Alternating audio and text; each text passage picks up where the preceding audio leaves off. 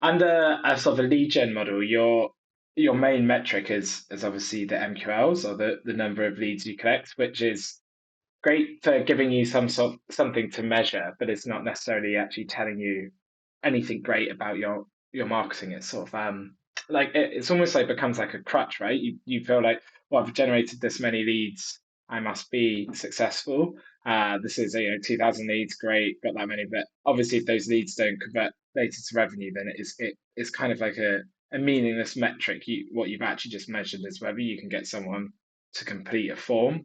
Um, so now, when you've got a demand gen system in place and you're just trying to drive people to your website to complete your demo form, there you've kind of like you've it becomes a lot more complicated to try and work out whether to see how well your marketing is doing. You could track a million different metrics. In fact, you should try and track all of them. But then it's like what actually tells you whether you're doing a good job. And I actually think thought about this a lot recently, um, and just even speaking with people at Refine Labs as well. I don't think anyone's actually got this figured out, and I don't think anyone ever will. There's never going to be one metric to track. There's never going to be one metric for each business. It's or like for every business, it's going to be different. It depends on what channels you're using. It depends how active you are, what you're doing essentially.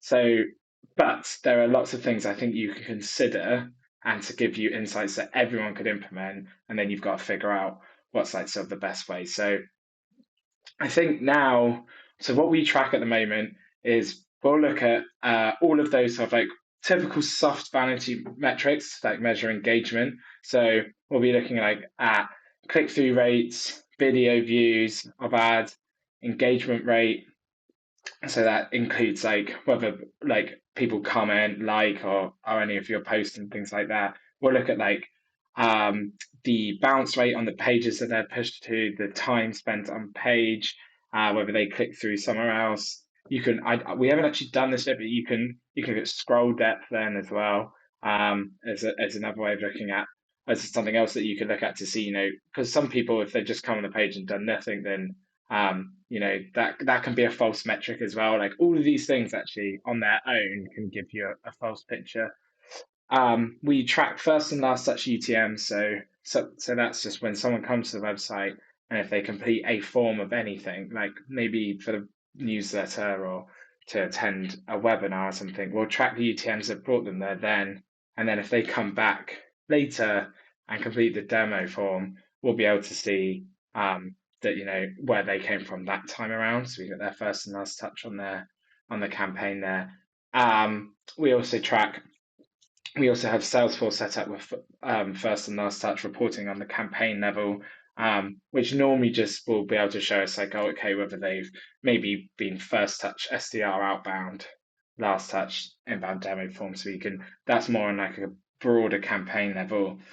We also have a like on the thank you page, like how did you find out about us? So you can compare that against both of those attributions that like tech has given us to how they may have found out about us. And people then might mention like, oh, like podcast or something like that. And I've actually literally today just been doing analysis on ours.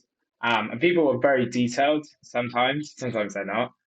It's a mixed bag, but you can get some really good qualitative information there. And like we've just been doing stuff on TikTok, very minor amounts, just sort of playing around with it, putting mainly following trends at the moment, which we want to move away from and maybe do some more value stuff.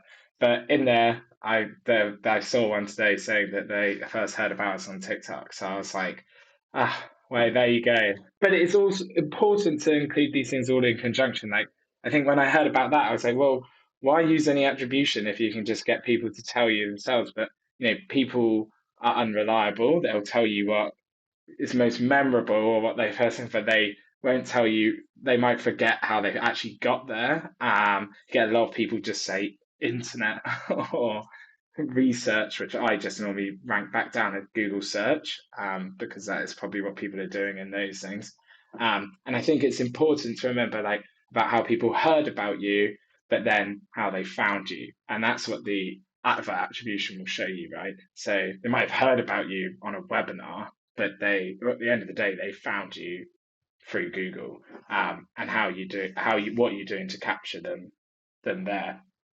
So once you get all these pictures together, I suppose you can see like on the ad platforms what are your most engaging ads, what people are responding to, and then you can also start to see that as people come in inbound, like how they've actually how they've reached you. You know, we often it reflects exactly with the activity you're doing, so that can be a self-fulfilling prophecy in itself. You know, like the majority of it, and ours mentions LinkedIn and Google, we spend a lot of money there, but actually, you're looking for those smaller bits, right? Or word of mouth. You're looking for those smaller bits where you can be like, that's something new.